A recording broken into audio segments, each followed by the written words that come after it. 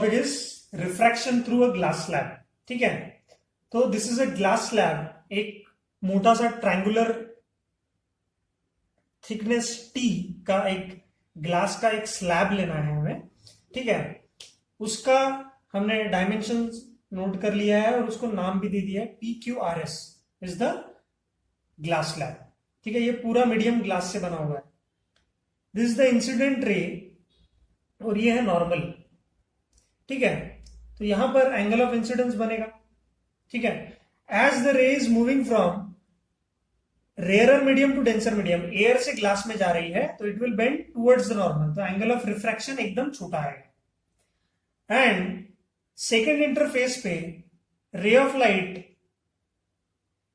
Glass से फिर air में निकल रही है, तो यहां पर ये जो एंगल है this is called as angle of emergence and this ray is called as emergent रे।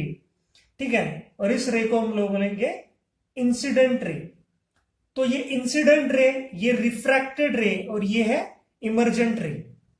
तो इसमें हमें क्या ऑब्जर्वेशन मिला कि रेयरर मीडियम से डेंसर मीडियम जाते वक्त रे ऑफ लाइट बेंड कर जाती है, और जब डेंसर से रेयरर उसी मीडियम में, सेम मीडियम में, ये एयर है और ये भी एयर है, इस मीडियम में जब निकलती है, ठीक है, तब इंसिडेंट रे का जो पाथ था उसको मैंने ड्रॉ किया है डॉटेड लाइन से।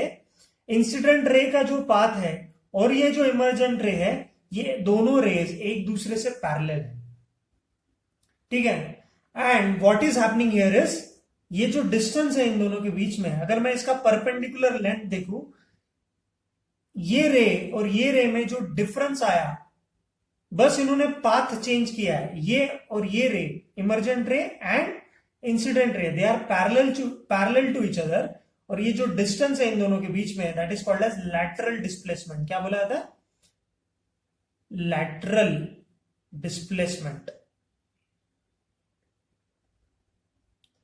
इसका मतलब क्या है, अगर ये इंसिडेंट रे, ये ग्लास स्लैब नहीं होता तो ऐसे निकल जाती, लेकिन इस ग्लास स्लैब की वजह से उसको डायरेक्शन चेंज करना पड़ा, क्योंकि यहां पर रिफ्रैक्शन हुआ है और इमर्जेंट रे यहां से निकली है। ठीक है, so this two rays, that is incident ray and emergent ray, are parallel, और ये इन दोनों के बीच का जो डिस्टेंस है, that distance is given by L, या डेल्टा L से इसको दिया जाता है, दैट इज लैटरल डिस्प्लेसमेंट। इसको हम देते हैं डेल्टा L से। ठीक है, लैटरल डिस्प्लेसमेंट। तो अब यहां पर केसेस क्या करेंगे हम लोग, कि सपोज यहां पर इस जगह मैं इस इमर्जेंट रे के एंड में एक प्लेन मिरर लगा देता हूं जो कि परपेंडिकुलर है इस इमर्जेंट रे से, तो क्या हो जाएगा, द रे will bounce back and it will retrace its own path, it will retrace its own path.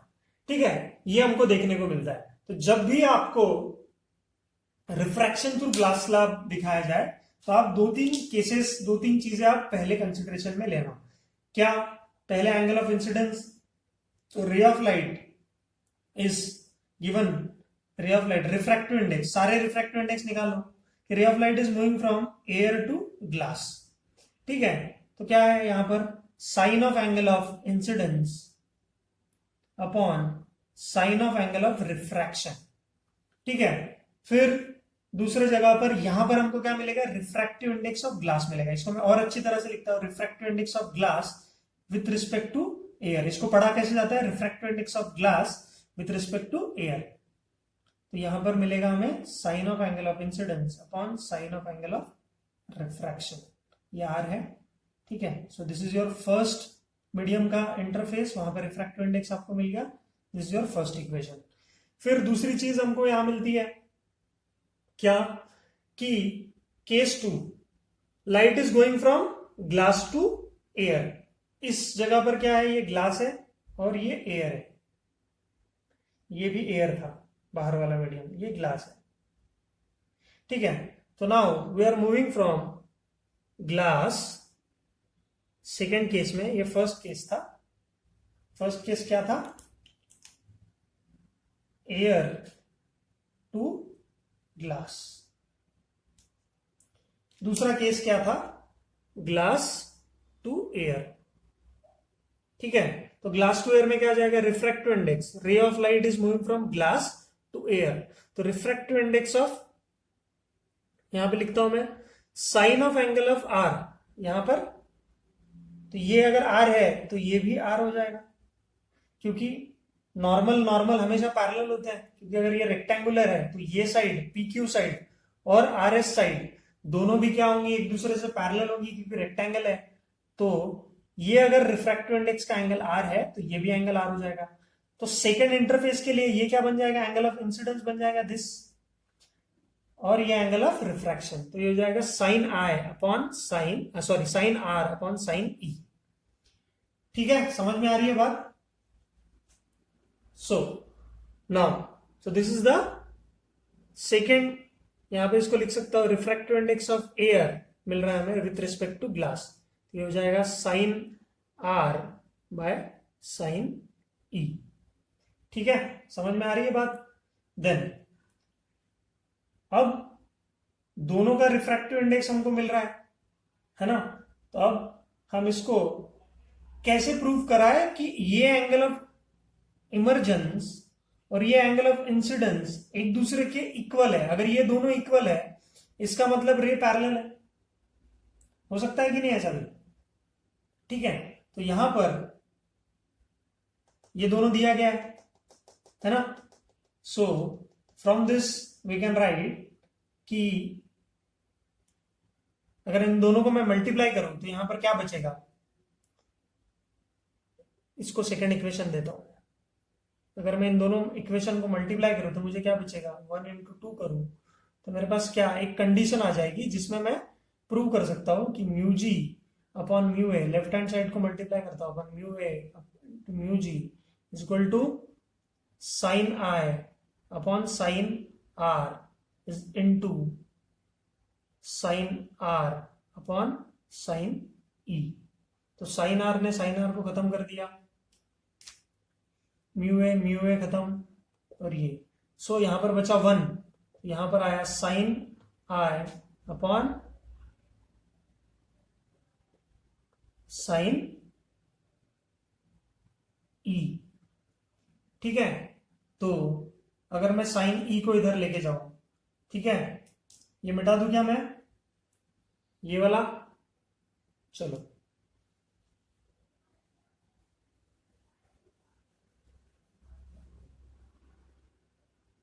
हमारे पास इस इक्वेशन के बाद ऐसा आ जाता है sine i is equal to sine e, तो दोनों अगर एंगल इक्वल है तो हम लिख सकते हैं angle I is equal to angle ई।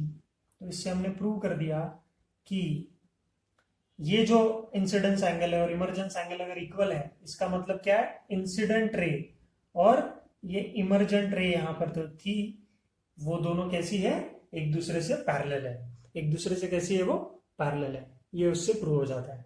समझ में आया आपको। तो आपको ये दोनों चीजें अच्छे से समझ में आनी चाहिए।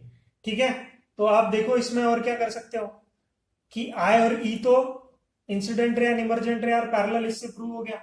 अब अगर रिफ्रैक्टिव इंडेक्स 1 है तो हम बोलते हैं कि ये प्रिंसिपल ऑफ रिवर्सिबिलिटी को फॉलो करता है। रिवर्सिबिलिटी मतलब क्या कि सपोज आई और ई इक्वल है, तो यहां पर अगर मैंने पैरेलल मिरर प्लेन मिरर लगा दिया तो रे ऑफ लाइट यहां पर आके नॉर्मली इंसिडेंट हो जाएगी। नॉर्मल इंसिडेंट मतलब क्या होता है, इट विल बाउंस बैक, तो यहां बाउंस बैक कर जाएगी, तो ये एंगल ऑफ इंसिडेंस बन जाएगा रिटर्न के लिए, रिटर्निंग के टाइम पे यही एंगल ऑफ इंसिडेंस बन जाएगा।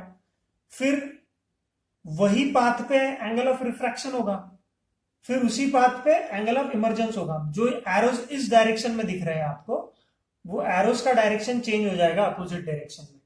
समझ में आ रही है क्या बात। तो अगर ऐसा कुछ आपको दिखता है, so this will prove that, है ना, कि if plane mirror is attach या plane mirror is deployed at the emergent ray, it will bounce back and retrace its own path. तो principle of reversibility of light यहां पे follow करता है ना। कि इंसिडेंट रे बिकम इमर्जेंट रे और इमर्जेंट रे बिकम्स इंसिडेंट रे। समझ में आया क्या? सेम। कब होगा ये? कि व्हेन वी, तो अब मैं इसके बारे में लिखता हूं थोड़ा सा, ये मिटा दूं।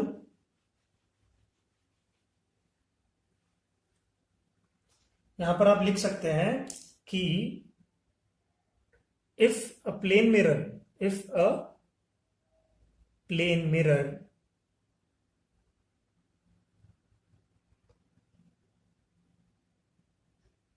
is placed in the path of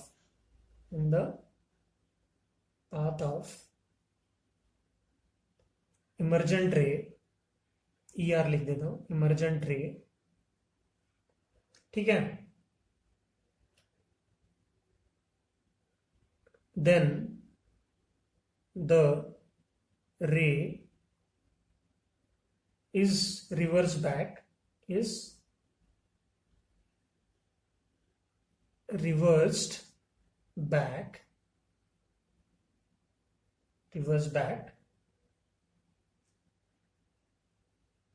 and follows the same path,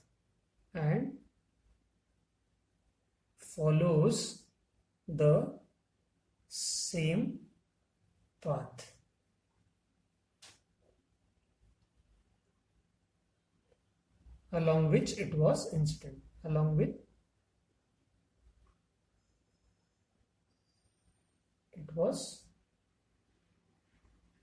incident, ठीक है। तो along which it was incident, और इससे हम लोग को क्या मिलता है? इससे हमको ये मिल जाएगा कि incident ray becomes, sorry, emergent ray becomes incident ray and incident ray becomes emergent ray. Emergent ray becomes incident ray and incident ray becomes, तो ये है principle of reversibility and it is known as, therefore it is known as principle of reversibility.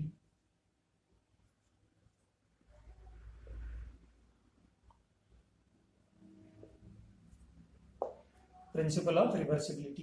तो plane mirror रखना है हमें perpendicular यहां पे, तो ये रिवर्स पाथ फॉलो करेगा, एरोस बस चेंज हो जाएंगे, बाकी इस एंगल को हम एंगल ऑफ इंसिडेंस बोल देंगे, इसको इंसिडेंट रे बोल देंगे, इसको इमर्जेंट रे बोल देंगे, अगर वो दोनों कैसे हैं? इक्वल है, ठीक है। तो प्रिंसिपल ऑफ रिवर्सिबिलिटी कौन से कंडीशन में सही है ये बोल सकते हैं हम?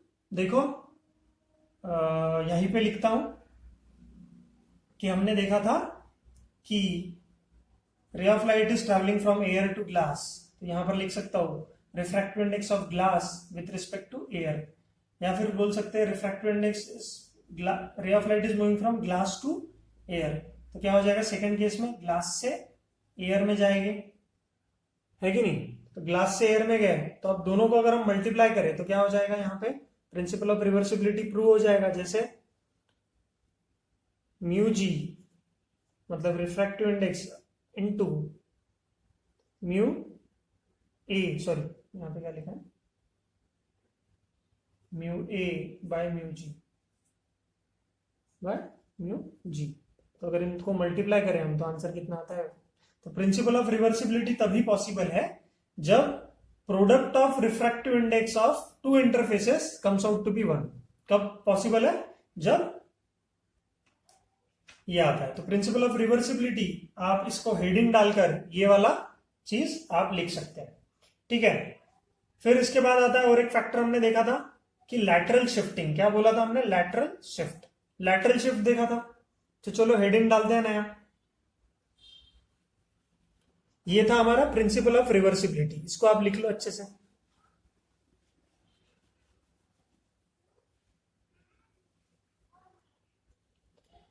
अब आएगा हमारा लैटरल शिफ्ट या लैटरल डिस्प्लेसमेंट। क्या बोला था लैटरल शिफ्ट या लैटरल डिस्प्लेसमेंट में? It is nothing but perpendicular distance, लिखते हैं हम क्या?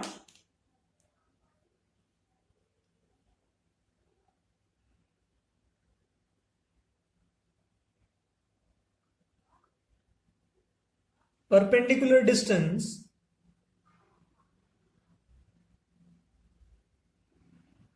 between incident ray and emergent ray when light is incident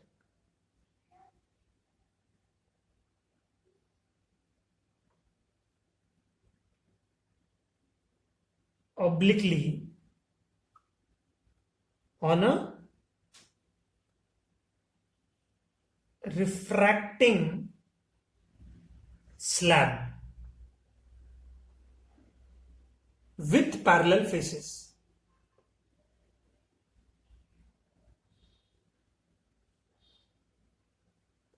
क्या हो रहा है यहां पे? रेक्टेंगुलर स्लैब है, पैरेलल फेसेस है. यहां पे ट्रायंगुलर होता तो कभी आपको लैटरल शिफ्ट नहीं मिलता, क्योंकि ये वाला जो डिस्टेंस है इन दोनों के बीच में, ये परपेंडिकुलर डिस्टेंस है. परपेंडिकुलर डिस्टेंस मतलब क्या? अगर दो चीजें पैरेलल है तो उन दोनों के बीच का डिस्टेंस ऑब्वियसली उन दोनों से भी परपेंडिकुलर होगा. तो हम बोलते हैं कि परपेंडिकुलर डिस्टेंस. समझ में आया? परपेंडिकुलर डिस्टेंस,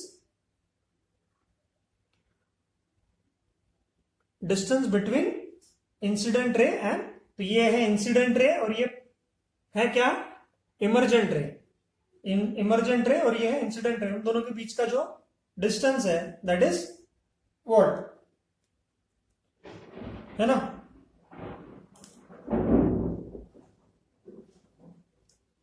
तो आपको फैक्टर्स निकालने हैं, factors on which lateral shift depends. Next heading लिख देते हैं, ये लिख लो आप प्लीज, बहुत ही इंपॉर्टेंट टॉपिक है. ठीक,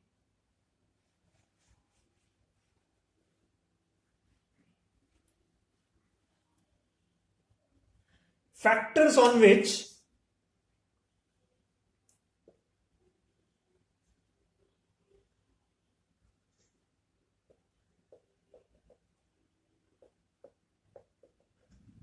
lateral shift depends. कौन से फैक्टर्स है जिस पे lateral shift डिपेंड होता है? तो जैसे डिपेंड करता है थिकनेस ऑफ ग्लास स्लैब पे.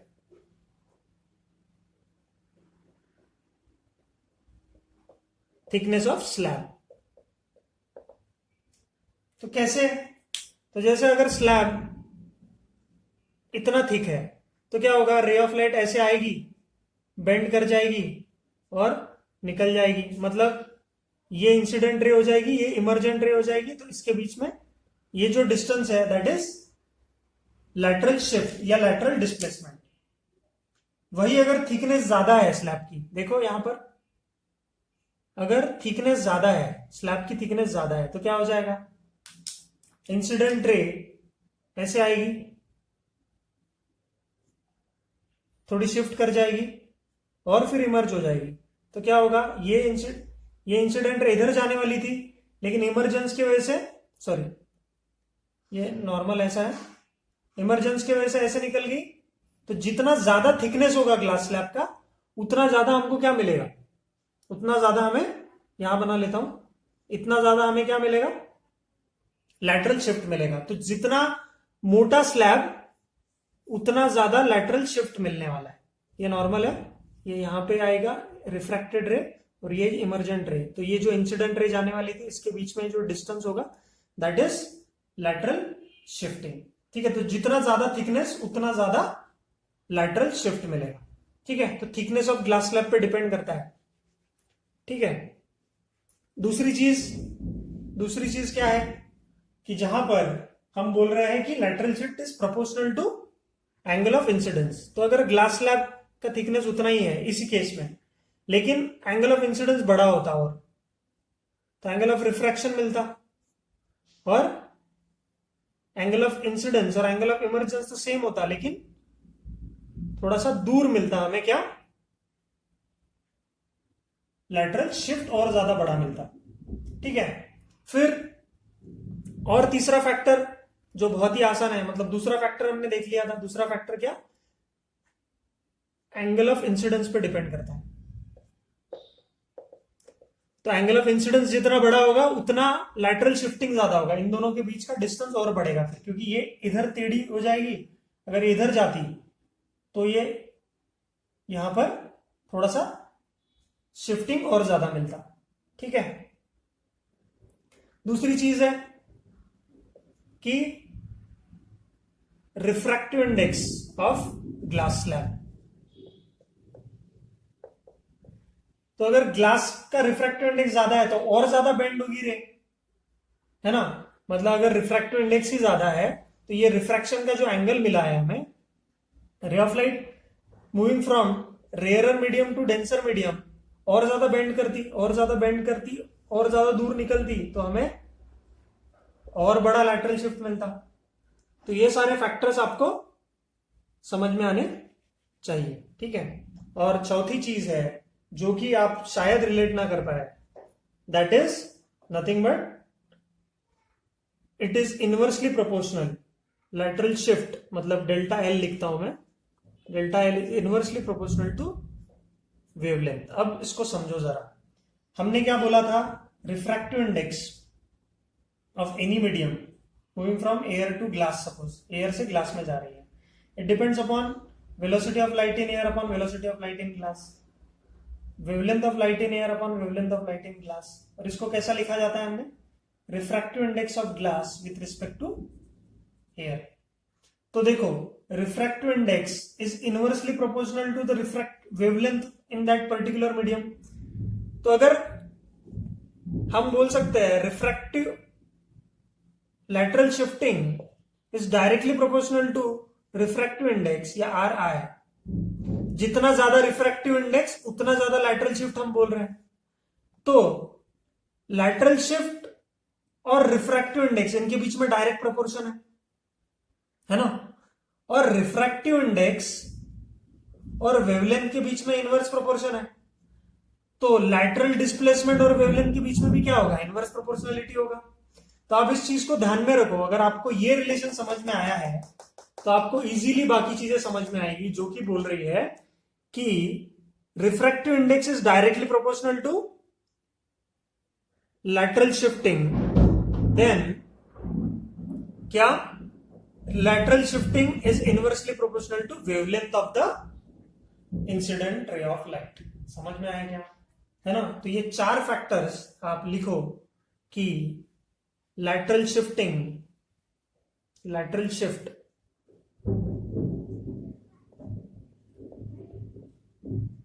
is inversely proportional